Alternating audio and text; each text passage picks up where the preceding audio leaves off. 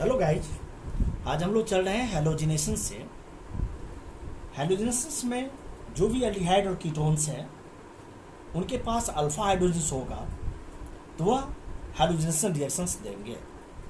अब यहाँ पर दो कंडीशंस है।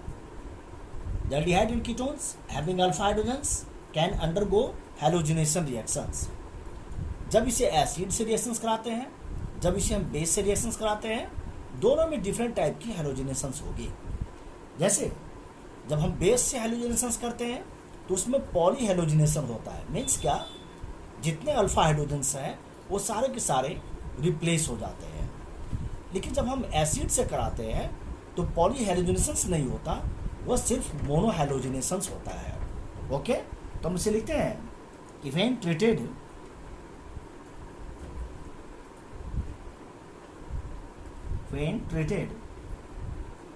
with hydrogens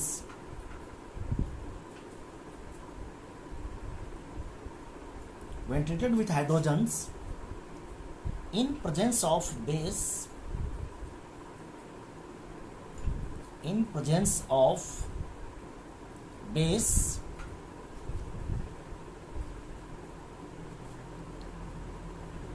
तो यह हैलोजिनेशंस पॉली हैलोजिनेशंस होगा। क्लियर? बेस के प्रेजेंस में तो poly halogenation,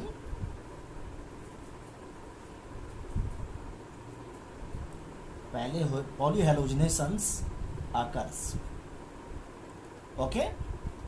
Now, but in presence of acid, but condition change होगा। but in presence of acid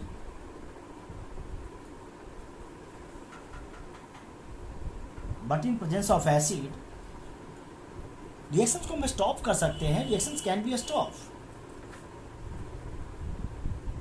the reaction can be stop. Reactions can be stop. इस case में stop हो सकते हैं at the mono halogenation state, यानी एक ही halogens वहां से हटेंगे, एक हैलोजन्स आ जाएगा mono halogenation states. Mono halogenation state पे यह रिएक्शंस रुक जाएंगे। लेकिन जैसे एग्जांपल्स हम लेते हैं, बाय यूजिंग 1 mole of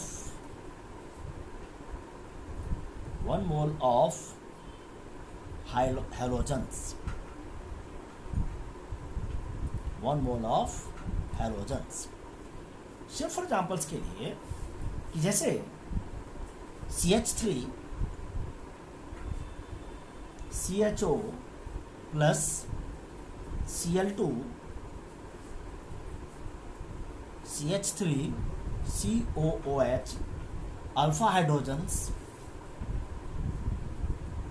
या Cl CH2 CHO plus HCl। अब देखिए यहाँ पे अल्फा हाइड्रोजन्स है, हमने क्या यूज किया, एसिड। और हमने कंडीशंस भी क्या लिखा है ना, कि जब इन प्रेजेंस ऑफ एसिड, हमने यहाँ पर एक कंडीशंस लिखा, इन प्रेजेंस ऑफ एसिड और इन प्रेजेंस ऑफ बेस, दो कंडीशंस लिखा। तो एसिड हमने यूज किया तो Cl2 CH और HCl में आ जाएगा। NaOH यूज करेंगे तो यहाँ पर जितना भी है ये सारे हट जाएंगे। हैलोजन जितने भी हैं अल्फा वाले पार्ट्स पे सारे हट जाएंगे, तो Cl3 CHO आ जाएगा। ठीक है, Br2 आपको लेना है, आप Br2 भी ले सकते हैं। से फॉर एग्जाम्पल्स कि CH3 CHO प्लस Br2, यहाँ भी हम अल्फा हैलोजेंस लिए हैं। आप कीटोन्स ले रहे हैं, आप कीटोन भी ले सकते हैं, आपकी मर्जी है वो। CH3 CHCOOH तो क्या हो जाएगा फिर, Br CH2 CHO plus HBr। आपको कीटोन लेना, यानी एसिटल्डिहाइड थे दोनों, दैट इज कंडीशंस एसिटल्डिहाइड, यह कंडीशंस था। अब हम इस कंडीशन को थोड़ा सा चेंज करते हैं। हम यहाँ कीटोन ले लेते हैं CH3CO CH3 प्लस Br2 किनके प्रेजेंस में ना, CH3CHO की प्रेजेंस में क्या आ जाएगा वह अल्फा हाइड्रोजन, ये भी अल्फा हाइड्रोजन से, ये भी अल्फा हाइड्रोजन से। अब दोनों साइड में से कहीं भी आप रिप्लेसमेंट कर सकते हो, क्या हो जाएंगे वह CH3 Br CH2 CO CH3 plus HBr, यानी यह था अल्फा क्लोरोएसिटल्डिहाइड ब्रोमोएसिटल्डिहाइड, तो अल्फा ब्रोमो एसिटल डिहाइड, यह क्या हो जाएगा alpha bromo acetone, alpha bromo acetone, ये आ जाएंगे केस। इस तरह से हम कोई भी अल्फा हैलोजेंस को रिप्लेसमेंट करेंगे, ultimately it gives the product alpha bromo acid. लेकिन ध्यान रखना है यहाँ पर, with excess of halogens, with excess of halogens, जब हम हैलोजन एक्सेस यूज कर देते हैं तो डाई ट्राई जो हैलोजन डेरिवेटिव्स हैं वो फॉर्म होंगे। यहाँ पर एक्सेस लिख देते हो तो with excess of halogens di and tri halogen, di और tri halogen derivatives are form, derivatives are formed। Okay, इस तरह से एक्सेस हैलोजेंस में, लेकिन क्या हम फॉर्मल्डिहाइड के साथ रिएक्शंस करा सकते हैं? तो जान के ध्यान रखना है कि फॉर्मल्डिहाइड में कोई भी अल्फा हाइड्रोजन नहीं होता है, इसीलिए रिएक्शंस नहीं देगा। तो formaldehydes, point is formaldehyde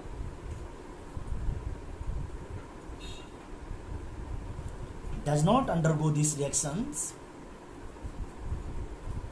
does not undergo this reaction, does not undergo these reactions since it does not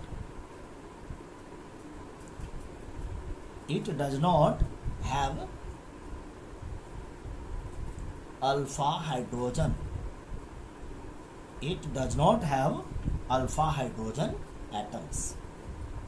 Next reaction is reactions with alkalis। अब alkalis acidity of hydrogens, जिसको हम लोग एल्डोल कंडेंसेशन कहते हैं। देखिए ध्यान देने वाली बात है, एल्डोल नाम क्यों आया इसका? बिकॉज एल्डोल दो वर्ड से बना है, एक ald means aldehydes, all means alcohols, तो जिसमें दोनों ग्रुप प्रेजेंट हो जिस भी कंपाउंड्स के अंदर में, तो उसको हम लोग कहते हैं एल्डोल। कंडेंसेशन क्या है? दैट मीन्स क्या कि एल्डिहाइड और अल्कोहल्स या एल्डिहाइड और एल्डिहाइड्स कंडेंस हुआ, या कीटोन और कीटोन्स कंडेंस हुआ, तो वो बीटा हाइड्रोक्सी एल्डिहाइड या बीटा हाइड्रोक्सी कीटोन्स की फॉर्मेशंस करेगा। इसीलिए हम लोग इसका नाम दिया एल्डोल। अब ये होता क्यों है? बिकॉज इनके पास एसिडिटी ऑफ हाइड्रोजन्स हैं, तो जो भी एल्डिहाइड और कीटोन्स होंगे बहुत सारे नंबर ऑफ रिएक्शंस वह दे सकता है, प्रोड्यूस कर सकता है। क्यों प्रोड्यूस कर सकता है? तो उसके पास acidic nature of hydrogen atoms हैं। इसीलिए जो हाइड्रोजन्स अल्फा हाइड्रोजन्स हैं, जो एल्डिहाइड्स में, जो कीटोन्स में है हाइड्रोजन्स, इन एल्डिहाइड्स और कीटोन्स वीकली एसिडिक होते हैं, and they can be extracted bye a strong base. Strong base के द्वारा उसको आप हटा सकते हैं, निकाल सकते हैं वहां से। The acidity of hydrogen atoms और कार्बोनिल कंपाउंड्स क्यों होता है? तो due to the presence of alpha hydrogens. ठीक है, due to presence of alpha hydrogens. अब ये अल्फा हाइड्रोजन्स के कारण हम लोग इसको देखते हैं, इस कंपाउंड्स को, कार्बोनिल ग्रुप को, ड्यू टू होता क्यों है ऐसा? एसिडिटी हाइड्रोजन एटम्स का, कार्बोनिल कंपाउंड्स का, the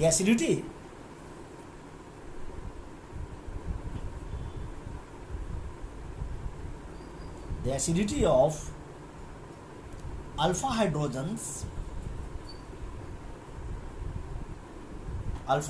atoms of carbonyl group अभी हम लोगों ने पढ़ा था, carbonyl compounds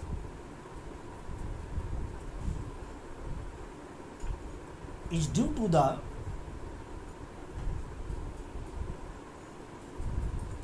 to the strong electron withdrawing effects, strong electron withdrawing effect। क्या होता है विथड्रॉइंग इफेक्ट्स? जितने भी कार्बन्स हम लोगों ने पढ़ा होगा 11th क्लास के अंदर में, जितने भी कार्बन्स के एंडिंग पॉइंट्स पे कोई इलेक्ट्रोनेगेटिव पार्ट्स होते हैं जो अपने तरफ इलेक्ट्रॉन्स को अट्रैक्ट करते हैं, उसको कहते हैं हम लोग इलेक्ट्रॉन विथड्रॉइंग इफेक्ट्स। और डोनेटिंग क्या होता है ना, जैसे मिथाइल ग्रुप है, वो मिथाइल ग्रुप अल्फा हाइड्रोजन से हाइड्रोजन एटम्स है, तो डोनेट करने की टेंडेंसी रखता है, तो दैट इज वाई उसको कहेंगे हम लोग electron donating groups, EDG group पढ़ा होगा हम लोगों ने,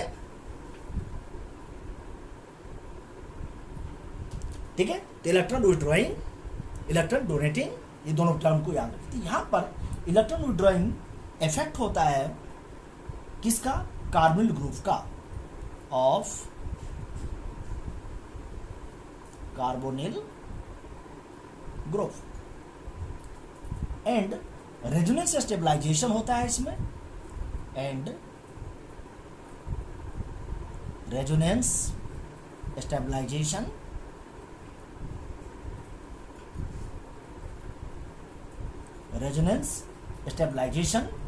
of the carboxylate base, of carboxylate base। जैसे लाइक फॉर एग्जाम्पल्स के लिए कि कोई भी ग्रुप्स हैं, C double bond O, C alpha hydrogens हैं, हम इसे नेम दे देते हैं। यहां पर कोई बेस जिसके पास इलेक्ट्रॉन्स हैं, ये क्या करेंगे?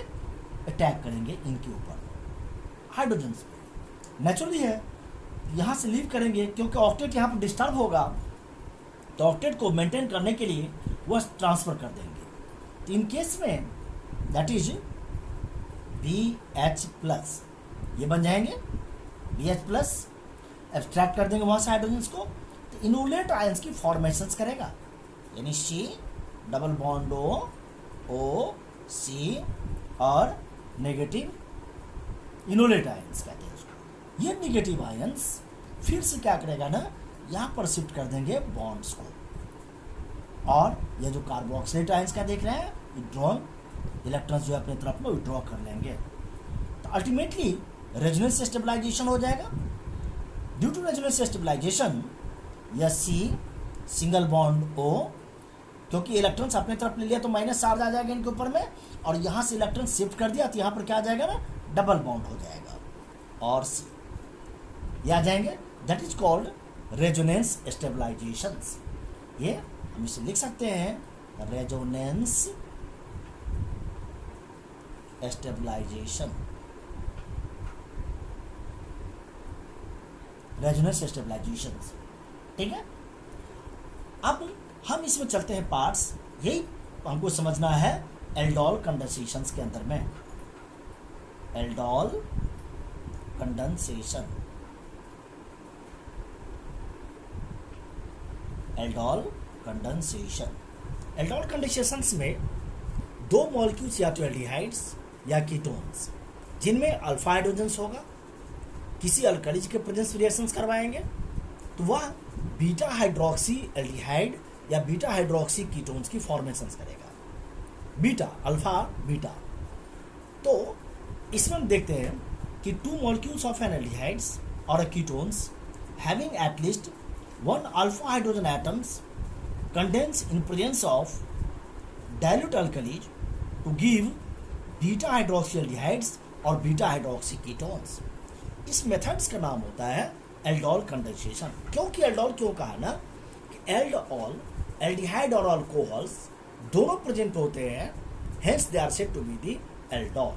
एल्डिहाइड्स और अल्कोहल्स दोनों प्रेजेंट हैं, hence they are said to be aldol.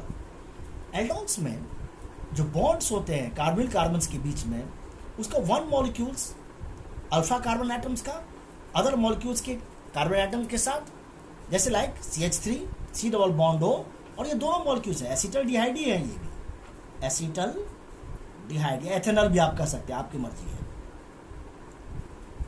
दो मॉलिक्यूल्स हैं, two molecules of acetaldehydes या two molecules of acetone, two molecules acetones, या हाइड्रोजन्स ऑक्सीजन से एटम के ऊपर में एब्स्ट्रैक्ट करेगा, अटैक करेगा, अल्टीमेटली बीटा हाइड्रोक्सी एल्डिहाइड्स या बीटा हाइड्रोक्सी कीटोन्स। अब इसी को जो एल्डोल बनाना, हम एल्डोल कंडेंसेशन का नाम क्यों दिया? इसको जब हम हीट करेंगे तो यहाँ से बीटा पार्ट से OH और अल्फा पार्ट से H बाहर निकलेंगे, वाटर निकल जाएंगे बाहर, तो क्या हो जाएगा ना, डिहाइड्रेशन हो जाएगा। तो इसलिए अब जो प्रोडक्ट बनेगा उसे हम कहेंगे एल्डोल कंडेंसेशन। बहुत सारे बच्चों को यहाँ पर कंफ्यूजन है, एल्डोल में एल्डोल कंडेंसेशन में दोनों समझ लेते एक ही है। ध्यान रखिएगा, एल्डोल एल्डिहाइड और अल्कोहल दोनों ग्रुप प्रेजेंट है, लेकिन जो एल्डोल कंडेंसेशन प्रोडक्ट होगा उसमें अल्कोहल ग्रुप नहीं होते हैं, उसमें सिर्फ एल्डिहाइड ग्रुप होते हैं और डबल बॉन्ड होता है। क्लियर है? इसलिए उसको हम लोग इनल कहते हैं, इनल, ENAL, इनल। जैसे लाइक फॉर एग्जांपल्स के लिए the products of aldols, the products of aldol condensation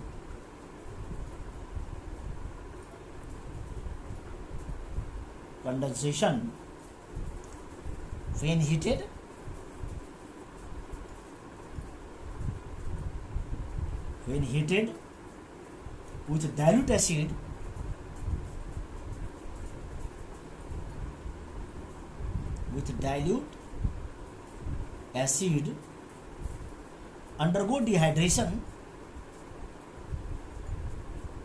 undergo dehydration to form alpha beta unsaturated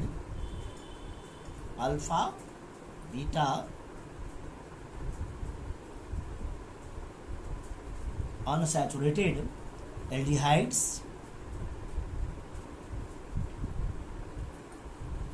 और कीटोन्स सिर्फ फॉर एग्जाम्पल्स के लिए CH3 CH OH CH H CHO, aldol कहते हैं इसको, दिस इज एल्डोल। अब इसको हीट कर देंगे तो वाटर की एवोल्यूशन हो जाएगी, कहाँ से, यहाँ से OH, यानी ये पार्ट जो है ना H बाहर हो जाएंगे, डबल बॉन्ड यहाँ शिफ्ट कर जाएगा, तो that is CH3 CH double bond CH CHO, क्या नाम हो जाएगा ना, 1 2 3 4 ब्यूट 2 इन 1 अल, आप इनाल भी लिख सकते हैं, यानी 1 अल, या अब इसके जगह पर ये भी लिख सकते हैं ब्यूट 2 इनल, ये भी लिख सकते हैं आप। तो इस तरह से हम इस कंपाउंड्स को हम फॉर्मेशंस कर सकते हैं। ओके, जितने भी एल्डिहाइड और कीटोन्स हैं जिनके पास अल्फा हाइड्रोजन्स नहीं होता है वह एल्डोल कंडेंसेशंस नहीं देंगे, ध्यान रखेंगे इसे। ठीक है, तो all aldehydes and ketones all aldehydes and ketones which contain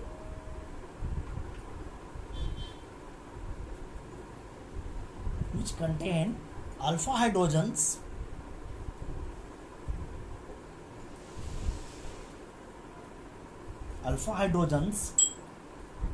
can undergo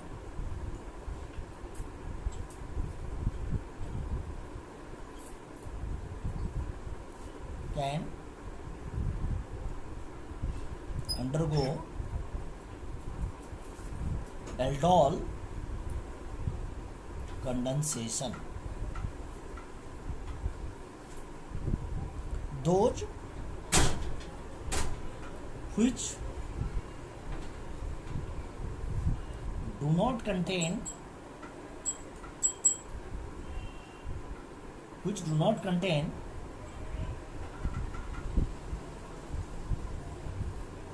alpha hydrogens like formaldehyde, जैसे HCHO, बेंजल्डिहाइड्स, इस समय अल्फा हाइड्रोजन्स नहीं है, ध्यान दीजिए इसके स्ट्रक्चर्स पे.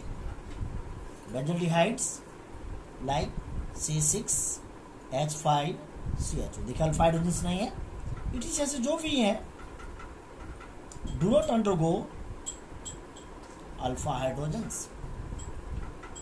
do not undergo aldol condensation,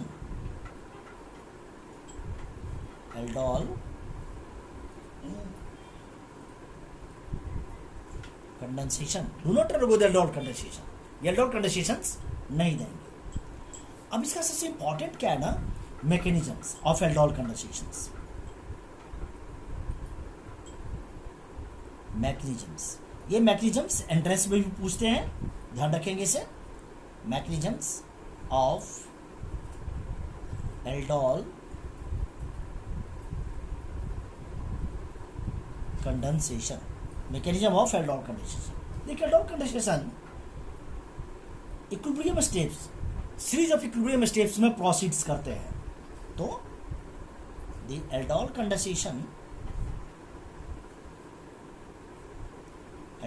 condensation proceeds through series of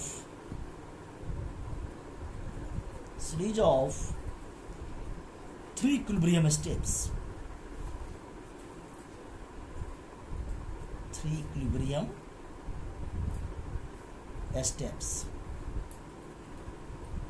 जैसे लाइक फॉर एग्जाम्पल्स के लिए हमारा स्टेप 1 जो होता है ना,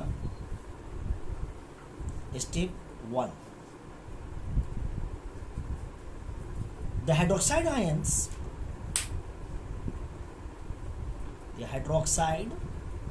आयन ऑफ बेस एब्स्ट्रैक्ट, हटाते हैं वहां से हाइड्रोजन्स को, एब्स्ट्रैक्ट दी अल्फा हाइड्रोजन्स, जो भी हम लोग देखा वहां पर रिएक्शंस के अंदर में,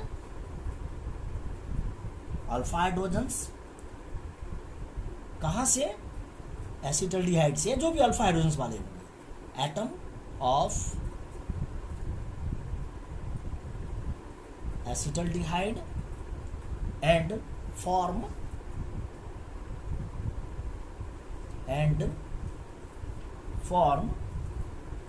enolate ions.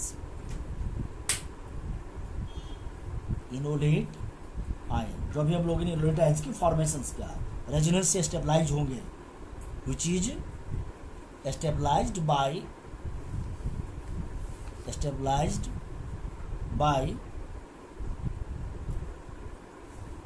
resonance, which is stabilized by resonance.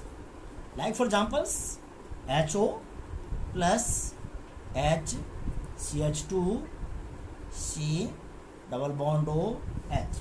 यहाँ पर जो एच ओ माइनस है ना, ये अटैक करेगी किस पर, इस एच के ऊपर में। यहाँ से बॉन्ड अल्फा हाइड्रोजन यही है, this is alpha hydrogen.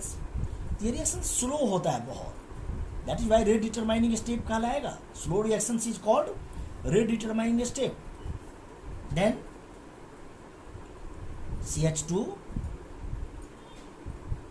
CH2 negative charge के ऊपर आएगा, C डबल बॉन्ड O और H, यहाँ से यह इनके ऊपर में अटैक करेगा। नेचुरली क्या पर रेजोनेंस की इलेक्ट्रॉन्स की जो ऑक्टेट होगा उसको सेटिस्फाई करना पड़ेगा, इलेक्ट्रॉन्स मूव करेंगे, अल्टीमेटली रेजोनेंस स्टेबलाइजेशन हो जाएगा। CH2 CO और H, रेजोनेंस स्टेबलाइजेशन। तो दैट इज, और वाटर जो भी रिमूवल होगा, आप अपना वाटर ले दीजिए यहाँ से, रिमूवल ऑफ वाटर। इसी को कहते हैं enolate ions, this is enolate ion, enolate ions. Okay, second step में क्या होगा, step second, that is enolate ions. The enolate ion जो स्ट्रॉन्ग न्यूक्लियोफाइल्स की तरह एक्ट करते हैं, which act as a strong nucleophile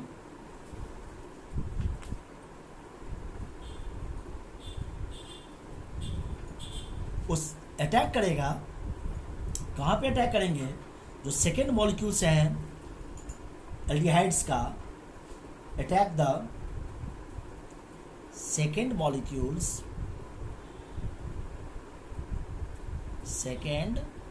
molecules of किस पे, एसिटल्डिहाइड्स पे,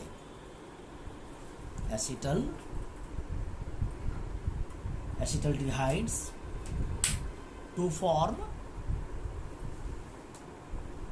anion first, like for examples के लिए CH3 C double bond O, तो यह डेल्टा नेगेटिव होगा और डेल्टा पॉजिटिव, प्लस जो इनोलेट आयंस था फॉर्मेशन हुआ है, वह enolate ions C double bond OH nucleophilic attack हो रहे हैं, nucleophilic attack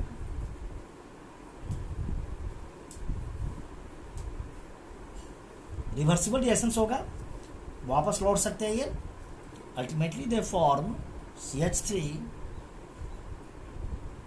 CO H CH2 और C double bond O H, इसे कहते हैं हम लोग एनायन फर्स्ट। लास्ट स्टेप है, लास्ट स्टेप में क्या होगा, ये एनायन फर्स्ट जो लास्ट स्टेप होता है, यह फिर से एनायन फर्स्ट फाइनली एब्स्ट्रैक्ट कर लेंगे हाइड्रोजन एटम्स को। द एनायन जो फॉर्मेशन हुआ है सेकेंड स्टेप में, anion first finally abstract hydrogen atoms from water,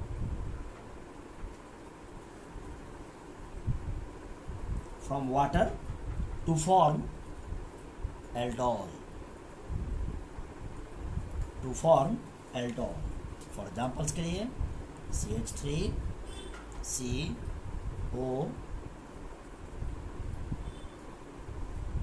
और H CH2 C double bond OH, ये एनायन फर्स्ट है, याद रखेंगे इसे, एनायन फर्स्ट। वाटर मॉलिक्यूल्स के साथ OH माइनस, ये जो नेगेटिव आयंस हैं वह H के ऊपर में अटैक करेंगे, ये बॉन्ड यहाँ से ब्रेक होगा, अल्टीमेटली वो फॉर्म कर देंगे CH3, लास्टली CHOH, जिसको हम लोग क्या कहते हैं ना, एल्डोल कहते हैं, बीटा हाइड्रोक्सी एल्डिहाइड्स, और प्लस OH माइनस न्यूक्लियोफाइल्स बाहर आ गए।